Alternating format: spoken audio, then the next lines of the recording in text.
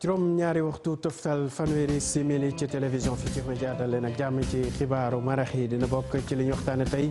wuy ji borom kii di Ousmane Tanor Dieng mbokkam mi ke jege ñaalem ñi mu bokkoon àndal di liggéey delloo ko njukkal bi mu jëlaata ñu koy yóbbu foofu mu fekk baax te ngeeneen ngir jébal ko borom ci loolu nag njiitu réew mi Macky Sall sukkandiku ci li nu mel ngir ñëwaat rek ci ki nga xamante ne moom la ñu jàpp ne wala sax li mu liggéey ñu ngi koy rafetlu ba tax ñu ñaax xale yi ñu roy ci moom ci taar ak itam ci li nga xam ne jot na ko liggéeyal réewam jot na ko liggéey parti socialiste ak itam mbokkam mi jege ñaaleem dinañ wax tamit ci laaju ci wàllu yoon wax ci li nga xamante ne mooy Fatou Ndiaga Diouf ay attangi ñu ciy waxtaan tey rek yoo loo xewoon rek at yi ñu weesu ba tax ñu ngi leen doon atewaat tey rek loolu nag dinañ ci ñëwaat ci biir xibaar yi beneen mbir aju ci wàllu yoon te ñu koy fas yéene waxtaane aju ci mbiru Bassirou Faye di étudiant boobee ñu faatoon ki nga xam ne moom la ñu tuumaal di Sidi Mohamed Bougaleb nag te ñu daanoon ko lu toll ci ñaar fukki atu kaso ñu ne nag wàññi nañ li ni mel 10 ans travaux forcés rek la fas yéene tëdd fi mu ne nii loolu nag dinañ ci ñëwaat itam ci suñu xibaar yi dinañ ko jeexaleeg tàggat yaram ak lu aju ci Coupe d'Afrique des Nations ñu koy waajal final bi jamono ji dinañ ci ñëw ci ni mu gën a yaatoo mbokk yi lii mooy li gën a fës boo leen taxirloo ñu yaatal ko.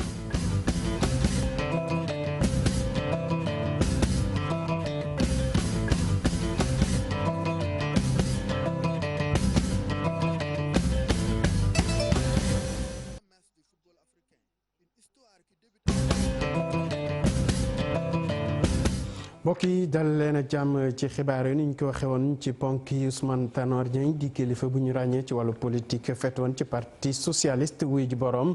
tey lañ ko jot néew bi fële ci aéroport AIBD ñu façon ko yéen tamit delloo ko njukkal laata loolu nag dem nañ fi nga xam ne foofee la fekk baax ca ngéeñeen foofu nag askan wu takku ñoo fa nekk ñu fas yéene ko woon robb ba tax na rek du ñu def dara lu dul fekki suñu naataango bu ñu fa teewal di Abdourahmane Diallo Abdourahmane gannaaw bañ la nuyoo ana lan la ñu mën a jàpp ci li xew foofu jamono ji Abdourahmane. ci jamono ji Ibou maa ngi lay tey li nga xam ni mën nañu wax ni moom moo fi xew mooy dañuy door a pare juste julli li nga xam ni moom mooy néew Ousmane Tanor Dieng ci grande mosquée bu Nguéniène fi mu ne nii nag ñu ngi waaj a dem rek ngir jébbal ko boromam fi nga xam ni moom mooy këram ci wetu way juróom bu góor di Birane Dieng loolu nag ñi nga xam ni ñoom ñoo koy fekkee mën nañu wax ni groupe bu ndaw la maanaam njabootam ak ñenn ci ñi nga xam ne ñoom ñooy ay jegeñaaleem ñoom ñooy fekkee li ni mel moo tax it ñu bëri amuñu accès foofu noonu mën nañu wax ni fu mu ne nii yóbbu lañu corps bi fi nga xam ne moom mooy ci biir kër gi sànq nii nag la ñu daal di julli li nga xam ne moom mooy néew bi matagul sax 5 minutes fu mu waxtu bi may wax ak yow nii ñu ngi jógee ci jàkk ji ñu yóbbu néew bi daal di koy jébbal boromam ci biir këram fii ci Nguéniène bu Abdourahmane nan nga gisee mobilisation ndax bëri nay doomu réew yi fa teew jamono ji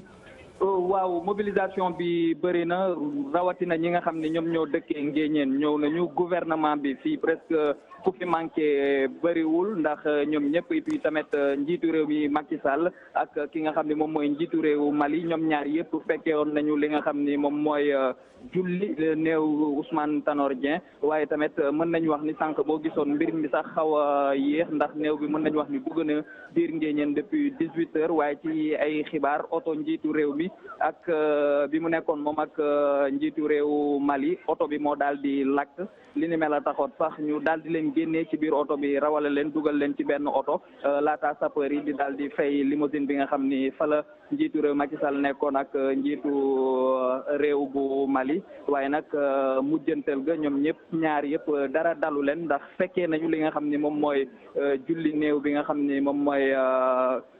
Ousmane Tanor Dieng fi mu ne nii nag ñu ngi koy jébbal boromam ci biir këram laata kii di njiitu réew mi Macky Sall ak njiitu réew mi Mali daal di jaale ñi nga xam ni moom mooy njabootu Ousmane Tanor Dieng bi nga xam ni waxtu bii may wax ak yow ñenn ñi ñu ngi toog ci tànt bi di xaaranti li ni mel. jërëjëf Abdourahmane xaa ñu bàyyi la rek nga wéyal liggéey bi foofu sax la ñuy desandi ci diwaanu Nguéniène ñu ne nag bëri woon na ci doomu réew mi kilifa aada kilifa diine yi fa teewoon rey rek ngir delloo njukkal ki nga xamante ne moo di Ousmane Tanor Dieng ñaanal ko tamit fa mu dem gënal ko fuufu fa mu jógee dañuy teewlu seen kàddu ci micro Habib Faye. Frère pour moi, on a cheminé depuis très longtemps. sama doom bi ma àndal moom lañ ko tuddee donc pour nga xam sama rapport sama diggante ak moom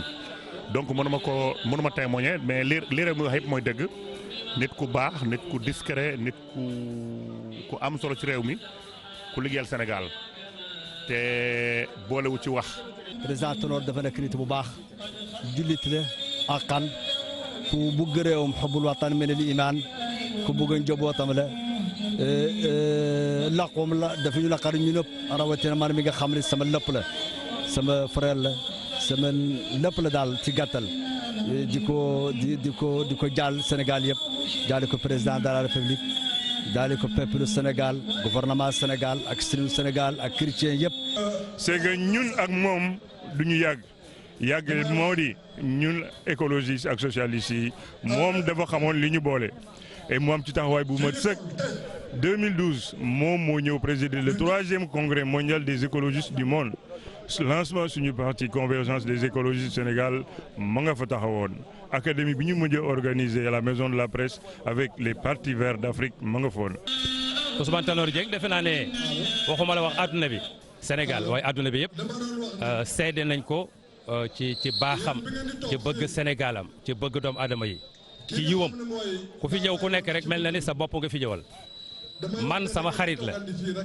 daf ma woo ci seen seesu parti socialiste wan ma ne ma dama bëgg a jël les arabisants bu PS ma dénk la ko kon man relation yooyu moom laa amoon ak man. niw kii nga xamante ne mooy Ousmane Tanor Dieng nag tey si suba la yegg ci foofu ci aéroport international Blaise Diagne bu Ndiass njiitu réew mi teewoon fa ci loolee la sukkandiku ngir yëkkati ay kàddu delloowaat njukkal ki nga xam ne rek yàgg nag jàppale ñu ngi doon bandandoom ci wàllu politique yi tamit bokk ci mouvance présidentielle mu nekk kooku nekk royukaay la ci li nga xam ne loolee la liggéeyal Sénégal ngir delloo ko njukkal sax moo tax ñu yëkkati li ñu duppee sphère ministérielle mu nekk foofee ca Diamniadio fas yéene ko tuddee ki nga xamante ne mooy Ousmane Tanor Dieng ñu teewlu ay kàddoom ci micro Aminata Mbari Sow.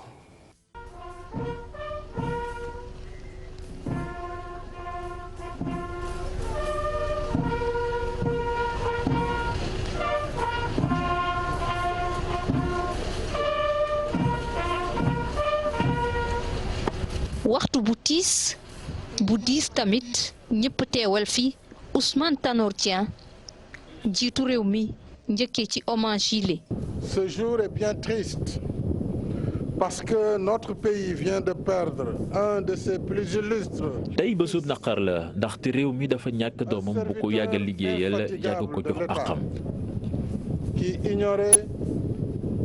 congé et jours de repos. wax yi benn la xaritam ba woon ki mu àndoon di liggéey ngir Sénégal di fàttali taxawaay jëmm ji fi jóge. quand il a senti que le destin allait s'accomplir. bi mu demee ba xam ne ay fanam li ci des néew na dafa def kéemtalaay kàttanam ba envoyé ma message ku ma jege woon la moo tax am naa naqar bu rëy sama xarit la woon sama allié la woon ci waar wi. li ko tàmbalee président Senghor jaare ko ci Abdou Diouf ba ki fi teew tey jiitu réew mi di fàttali Ousmane Tanor Dieng li mu doon def ngir république bu Sénégal. président Léopold Sédar Senghor l'avait appelé à ses côtés.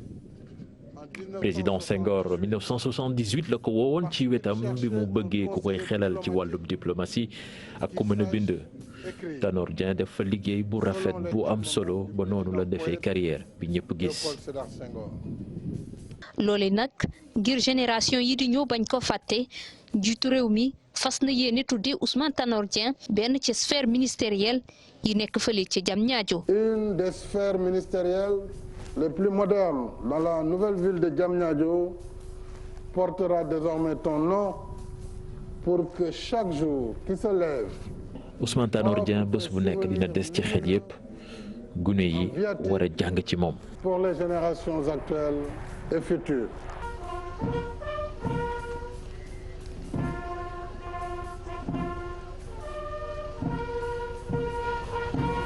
ci fàttali rek kilifa yu bëri teewoon nañ tey foofee ci aéroport international Blaise Diagne bu Diass bokk na ci ñoom ñu yëngu ci wàllu politique ñoom ñëpp daanaka kàddu génn la gis ci Ousmane Tanor Dieng ku taxawu réewam ci taxawaayam ak itam lépp lu aju ci loo xam ne day demale réew mi Sénégal kanam di diplomate bu mag di kàngam ci wàllu politique ñoo ñëpp nañ ko ñaanal rek ngir fa mu dem gënal ko fuuf fi mu bàyyi ko ñu teewlu seen kàddu ci micro Ibrahima Kane. Pour son honneur et sa mémoire, si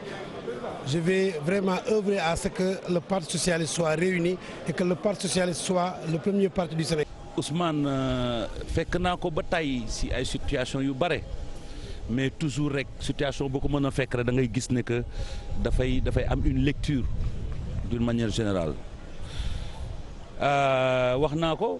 moom par exemple maa ngi fàttaliku. bi may njëkk a dem tournée boo xam ne président Abdou Diouf joxoon na ma ay lettres de créance ci 86 ci la rencontré président Séni Kountié ci la rencontré Houphouët-Boigny ci la rencontré Thomas Sankara lettres yooyu président Abdou Diouf defaroon te ma koy doon yóbbu.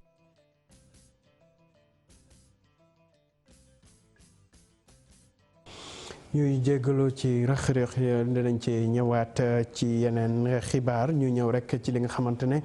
mooy njukkal bi ñu delloo kii di Ousmane Tanor Dieng bokk na ci ay mbokkam itam doom yoo xam ne rek moo leen yaral boppam tàggat leen ci wàllu politique ba tax ñu ne duñ ko mosta fàtte benn yoon bokk na ci ñoom Mor Faye ak Babacar Diop ñoom ñëpp di ñoo xam ne ràññoon lañ leen ci jeunesse socialiste tey ñu ne am nañ naqar ndax seen baay jooje bàyyi na leen fii wéetal leen trop Ibrahima Kane ak Modou Diop tase nañu ak ñoom. Ousmane Tanor Dieng dëddu àdduna mu di ñàkk bu mag ci nation bu Sénégal waaye itam ci ñi nga xam ne mën nañ leen wooye ay disciple Ousmane Tanor Dieng ku ci mel ne docteur Babacar Diop ñoom ñi nag daanaka Ousmane Tanor Dieng moo leen tette ci politique. Ousmane moo ma tette. ci moom laay wax léegi nii rek tette ma weesul bi may def sama mémoire de maîtrise université mu ñëw toog may def sama doctorat mu ñëw toog livre bi ma jëkk a bind bi ma koy présenté mu ñëw toog xam nga loolu rëy na ñàkk nguur ñëpp màngaan ñëpp dem mu organiser waat parti bi taxaw waat parti bi yaatalaat parti bi yeesalaat parti bi jële ay xale yu mel ni ñun ak ay ñoom Barthélemy ñu ñëw jàppale ko ci liggéey bi. Nous jeunes il nous a éduqués c'est-à-dire avec beaucoup de valeur mi nga xamante ne nit dafay am jom am fulla am fayda bëgg li ngay def mu ne Dibkor mu ne ma bu fekkente ne jël nga benn affaire nga def ko sa xel nga jàpp ne lii bu ma ko defee amal na parti bi njëriñ te tu es convaincu dans ta conscience que si tu le fais c'est pour l'intérêt général il faut le faire. mu am naqar ak tiis lool Mor Faye jàpp ne moom fi mu toll nii xamatul sax ban tànk lay taxawee li ko waral Mor Faye di ab ndaw boo xamante ne daanaka lu ne Ousmane Tanor Dieng defal na ko ko. Sénégal ñàkk na waaye man maa ñàkk parce que maa ñàkk papa ba pare ñàkk àndandoo politique koo xam da ngay xale bu ndaw ngay ñëw université nga commencé ànd ak moom yàlla dogal mu tette ñu yar ñu man dem naa ak Ousmane ba nga xam dafa ma jël comme doomam. man dara bu xewee sama kër Ousmane moom mooy teew man bu may tudd sama doom mooy teew moo koy tudd man ci samay njaboot man am naa ñaari doomi jigéen joo xamante kenn ki jabaram laa ko tuddee kenn ki rakkam laa ko tuddee parce que dafa amul woon doom ju góor yu ma ko mën a tuddee te ñaan naa yàlla may ma ko kooku sam papa gaañu barki démb mois d'octobre moom moo ñëw moo dëj bi teew fa ak képp koo xamante ne bureau politique parti socialiste nga bokk mu sagal ma ci may kanamu bokk man ñu may wooye Mor Tanor man foo xam képp ku lu waay di préparé lu bon wala nga yaakaar Tanor bëggu ko dégg man bu may ñëw da ngay noppi. ay valeurs républicaines wala sax ay valeurs sociales Ousmane Tanor Dieng daanaka loolu yépp la dugal ci ndaw ñi moom secrétaire général bu parti socialiste ba woon denc nañ ko ca ngéeñeen fa mu fekk baax wante nag du dañ mukk ci xol yi rawatina xelu ay disciples. Ibrahima Kane laata ñuy yegg foofee ca Ngéeña nag ñi nga xam ne ñooy militants yu parti socialiste bokk na ci ay ñoo nga xam ne ay àndandoom la ñu woon foofu rek lañ tase woon ca maison du parti waajal jël oto yi laata ñuy jubali fi nga xamante ne rek mooy fa mu fekk baax ñu ne nag li ko waral mooy nit ci fi bàyyi ko tey daf leen taxaw woon ci wàllu politique ak itam ci wàllu social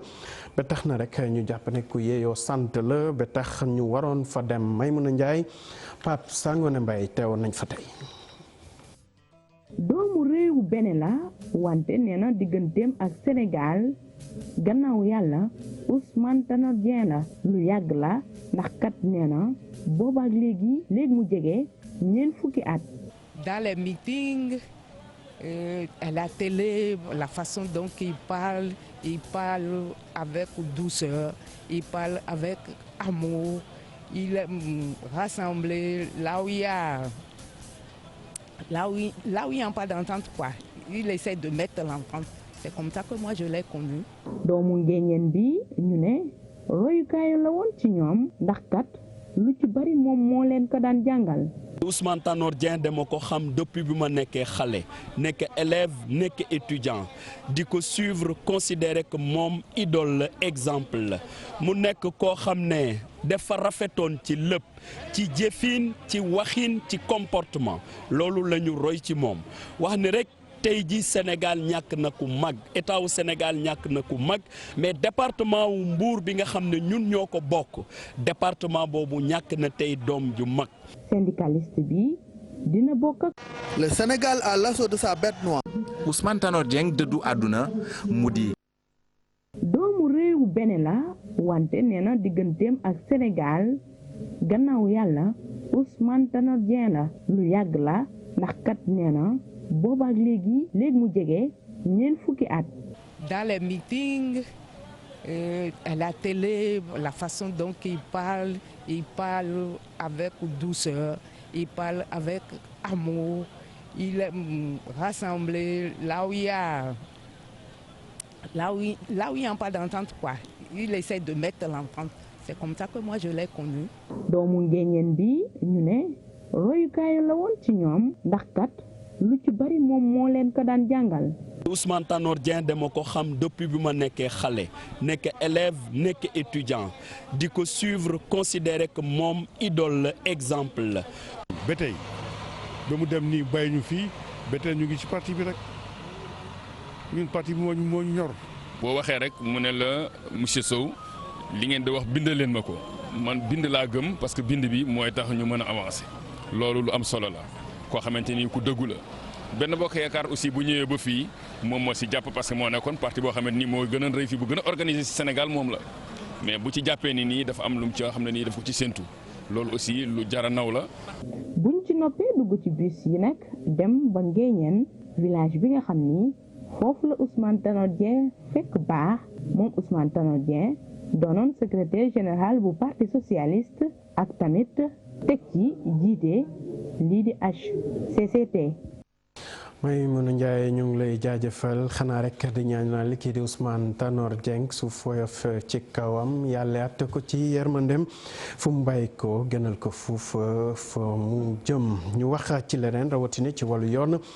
fi nga xamante ne rek mooy àtte bi waroon dox ci ki ñu jàpp ne moo faat kii di étudiant bi di Bassirou Faye Mohamed Bagaleb nag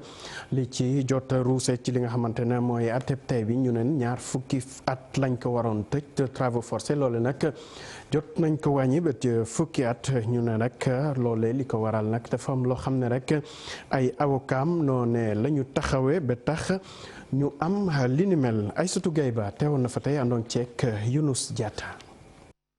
Fatou Ndiaga peine ba nga xam ne moom lu nga ko infligé woon maanaam 20 ans de travaux forcés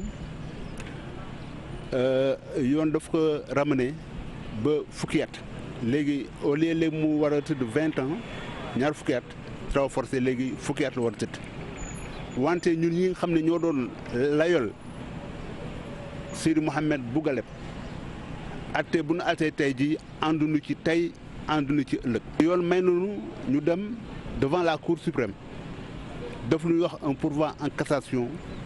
pour que atte bi ñu niinal ko ñu recommencé waat ko ci beneen cour d'appel parce que atte bi ba léegi nii amagul firnde nga xam daal dal na xel bu mun a maye ñu condamné Mohamed Bougaleb même pour 1 mois de prison amagul preuve bu ko mun maye. beneen mbir bu ñu doon àtte tey aju rek ci mbiru Barthélémy Dias ak Ndiaga Diouf loolu nag ñu ko doon saytuwaat tey mais dañ jàpp rek dogal da xandiko ba ci ñaar fukki fan ak juróom ci weeru septembre ñu ne nag meeru Ndakaaru moom dafa jàpp ne rek jamono ji mbir moom rek sonal ba tax na rek faw mu àddu ci naata rek dina ci bàyyi xel ndax li nga xamante ne mooy yoon moom dina def kem kattan ba yuñ sañ ko soxlaa mu mën fa teew ci leneen lu mu àddu tamit bokk ci mbiru Khalifa Ababacar Sall bi nga xam ne Cour suprême bu Ndakaaru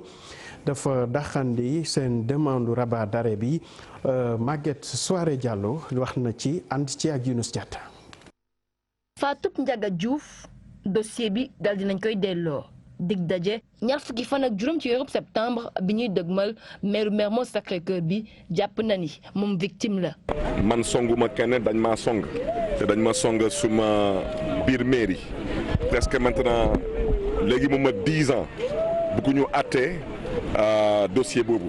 parce que lu ñëpp gis kooku ala kulli haal dama ci gisul luñ ci àtte te lu am ba am mooy tey. man mi dañ ma songoon ci biir mairie Mermoz Sacré-Cœur tey ma ñëw tribunal man nag la ñu woo ci baar bi daanaka ndaw yu ma songoon yëpp gisuñu fi kenn c'est parce que dossier bi dafa am leneen luñ ci namm dafa am leneen luñ ci wut wante comme ñun dañu doon ay jaam kon nag dañuy bàyyi lépp ci loxo yàlla. mu jege loolu Khalifa Sall socialiste bi xam na ni complot politique moo ci am ginnaaw recours bu mujj bu Khalifa Sall bi Cour suprême daal di bañ. yàlla nañu yàlla teg ñoom parce que jiwuñu fi lenn Sénégal lu bon ba tax ñu ñuy topp tey bëccëg ak guddi dem ba Khalifa Sall Cour suprême tey man cour d'appel lenn rek na ngeen xam ne ni moom la ñu gars yi mere mooy dafa am lu ñu namm liggéeyal ëllëgu Sénégal loolu moo ñu indil li yëpp. kuy négocier mooy kuy dealer Khalifa Sall du dealer Khalifa Sall tey du nekkatul prisonnier politique tey Khalifa Sall otage politique la daanaka dafa am ñu ko bëgg a utiliser dossier boobu pour mën a négocier daanaka seen mbiru dialogue politique nekk fi tamit ak di bëgg a négocier yeneen ñu ngeen xam ne dañ ko bëgg a rax ci biir dialogue politique bi. Ndiaga Diouf ñàkkoon na bakkanam ci weeru décembre atum 2011 ginnaaw xeex yu métti yu amoon ca mairie bu Mermoz Sacré-Cœur. Maguette Soirée Diallo ñu wax ci leneen rawatina lu waaju ci wàllu formation professionnelle jawriñ bu ñu denk lépp lu ci aju di Dame Diop nag nee na nguuru Sénégal dina def kem kàttan ngir bépp projet xale yi ñu mën ko financer mu ngi leen di ñaax tamit ñu fexe ba mën a yëngu ci loo xam ne rek ñoo ko moomal seen bopp ndax nguur gi moom noppi na ngir gunge leen ci fànn wi ni mel ñu teewlay kàddoom ci micro Fat Farañing. C'est important que tey ndaw ñi xam. bu ñu bëggee am liggéey il faut ñu am métier jàng métier nag dafa xaw a seer loolu moo tax président de la république décidé taxawal outil bu mel ni 3FPT pour que ndaw ñi ñu mun leen gunge fayal leen seen formation loolu nag suñ ko amee c'est parce que dañu am njiiti réew boo xam ni gëm na ne tey ndaw ñi amuñu liggéey parce que dañu amul métier te am liggéey nag comme ni mu ko waxee léegi ci nasaraan du rek der wi lay fay par weer loolu moo tax ma bëgg a wax ndaw ñi que ku ci yàlla dogal nga am bon bii nga xam ni moom ngeen inscrire na nga commencé def ci sa bopp dès que nga commencé jàng que am liggéey baax na waaye nekk employeur aussi moo gën parce que suñu économie tey nu mu taxawee laajatul ay littéraires yu bëri laajatul ay généralistes yu bëri dafa laaj ñu am métier am xaral tey dafa laaj ay borom xam-xam ci wàllu mine ak pétrole suñu économie dafa laaj tey ay borom xam-xam ci wàllu technologie de l'information. ñu wax ci leneen rawatina ci lu aju ci taarixu Sénégal ñu ne professeur Iba Der Thiam nag jébal na njiitu réew mi Macky Sall ay téere yoo xam ne rek li mu dëxëñ mooy histoire Sénégal ñu ne nag liñ ci jublu mooy fexe ba dara bañ a ump ñi nga xamante ne rek ñooy ndaw yi war a ñëw ëllëg bu ko defee rek ñu mën a xam li nga xam ne moo bàyyeekoo ci seen cosaan ak li leen fi maam yi bàyyil ñu ne nag loolu lu am solo la ba tax ab projet bu amoon solo ñu boole ci ay kilifa ay kàngam yoo xam ne seen xam-xamam dafa màcc jëm ci wàllu histoire u Sénégal buñ ci noppee rek jagleel ko askan wi. ñu jeexali xibaar yi ak tàggat yaram final bi nar a dox diggante réewu Sénégal ak Égypte ñu ne nag Algérie réewu Sénégal ak Algérie ñu ne nag Algérie mooy ki nga xamante ne rek mooy favori bi li ko waral daanaka mooy meilleure attaque mooy tamit deuxième meilleure défense ca ginnaaw Sénégal ba tax rek ñi seen xam-xam màcc dañu jàpp ne ci final boobee moo ci favori Cheikh Sadibou Diarra. benn coupe d'Afrique bi mu jël ci atum 1990 la woon ginnaaw ñaar fukki at ak juróom-ñeent Algérie eggaat na ci finalu CAN aljuma bi ki nekk ci bopp équipe boobu amagul défaite ci Égypte di Djamel Belmadi liggéey na ci lu bëri. bi ci njëkk mooy ci entraîneur dañ am entraîneur boo xamante ni vraiment ku xool Algérie yu wees wax Algérie bi nga xam ne am na changement bu bëri. parce que fexe na ba amaat taxawalaat benn équipe boo xamante ni bu dëgg mettre na aussi en place ci biir équipe bi benn discipline boo xamante ni nii amu fa woon fexe na bu aussi ba gis nga choix yi aussi joueur bu mel ni Belaïli temps jamono yu weesu yëpp ñëwatul woon sélection moom la préféré à Brahimi. Fene gi di def ay prestations yu baax ci Égypte wane wuñu ay faiblesse yu bëri. parce que équipe boo xamante ni chaque match day dugal ils ont marqué 12 bi dugal nañ fukki bit ak ñaar bi ñu commencé ba léegi bon équipe la boo xamante ni c'est wax fa dëgg yàlla du équipe bu ndaw. waa faiblesse yi xëy na bu ñu koy wax peut-être day nekk ci tuuti côté défense waaw parce que léeg-léeg dinañ bàyyi bon là c'est à nos attaquants ñu exploiter peut-être loolu. mu leer ni ñoo nar a ëpp ay supporters ci tribune yi. Algériens yi benn équipe jiitoogul ci score mën nañ am pression. jamono yëpp ñu ngi ñëw bon xam naa dinañ bëri foofu pression boobu maanaam du nekk loo xamante ni lu baax ci ñoom lay doon parce que ku xool Algérie match yi passe nga xool xam ne buñ leen mënee rek wala kii da ngay gis joueurs yi sax di jooy nga xam ne pression boobu duñ ko supporter donc ñun ñoo war a fexe. dugal leen en premier bu ñu leen dugalee rek dañuy gën a am pression parce que pression bi seen côté la nekk. ci li ñu dajee gum ak Sénégal ci Coupe d'Afrique Algérie moo jiitu ci wàllum ndam mu toll ci ñett bu mujj bi nekkoon ci premier tour bi gaynde yi war a def seen kéem kàttan ngir dakkal ko ba jël seen Coupe d'Afrique bu njëkk. mu nekkoon ab jàngat bu ñu def ci équipe nationale bu Algérie bi war a taseek réew Sénégal ci final bi ñu nam amal aljuma foofee ca Caire mbokk yi fii la ñuy yemale xibaaru marax yi ci kanam tuuti Chérif Diop dina fi teew tënkal leen xibaar yi ci nasaraan jërë ngeen jëf.